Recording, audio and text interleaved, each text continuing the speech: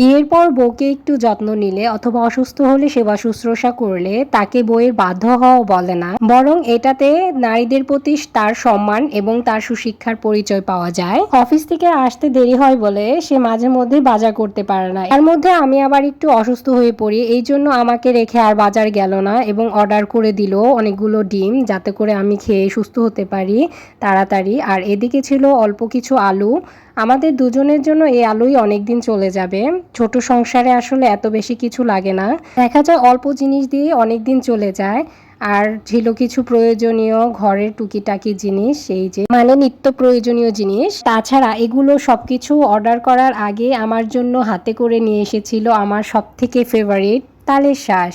এই তালের শাঁস যে আমার এত পছন্দ খুব ভালো করেই জানে, তাই এতগুলো নিয়ে এসে বলছে যে সবগুলোই তোমার, আমি খেয়ে এসেছি। আমি সবগুলো একা একা খাবো তাই কি হয়? তবে আমি বেশিরভাগগুলোই খেয়েছিলাম, তাকেও এখান থেকে দিয়েছিলাম। তো তালের শাঁসগুলো খুবই নরম সফট ছিল, আমার খেয়ে খুবই ভালো লেগেছে। তাই আমি টপ টপ টপ টপ করে খেয়েই চলেছি। যাই হোক, তালের শাঁস খেয়ে এদিকে আমার মনটাও ভরে গিয়েছিল এবং সুস্থও লাগছিল অনেকটাই।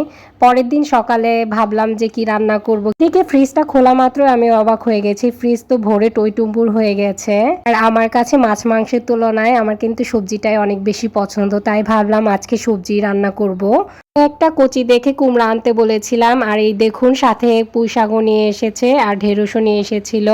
যাই হোক, মুগ ডাল দিয়ে কুমড়া ভাজি খেতে আমার দারুণ লাগে। মুগ ডাল দিয়ে কুমড়া ভাজি, পুঁই শাক আর ডালই আজকে রান্না করব। মুগ ডাল দিয়ে এরকম কুমড়া ভাজি আপনারা কে কে খেয়েছেন অবশ্যই কমেন্টসে জানাবে। মাছের ঝোলেও কিন্তু কুমড়ো খুবই ভালো যায়। করার আগে হাতের কাছে সবকিছু থাকলে খুবই ভালো লাগে, তাই আমি সবকিছু একসাথে কেটে বেছে পরিষ্কার করে ধুয়ে নিব।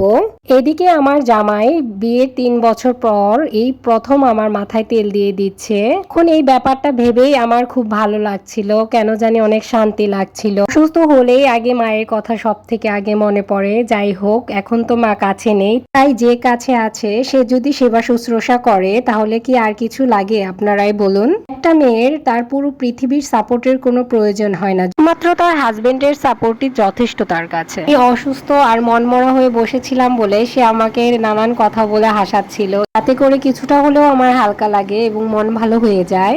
ঠিক তাই হয়েছিল। অনেক সময় নিয়ে আমার হাজবেন্ড যখন আমাকে ম্যাসাজ করে দিচ্ছিল তখন আমার নিজের কাছে অনেক বেশি রিল্যাক্স লাগতেছিল আর অনেক বেশি সুস্থ ফিল করতেছিলাম তখন থেকেই। শ্বশুরবাড়ির লোকেরা যেমনই হোক না কেন, আফসোস করবেন না যদি আপনার হাজবেন্ড ভালো হয়ে থাকে।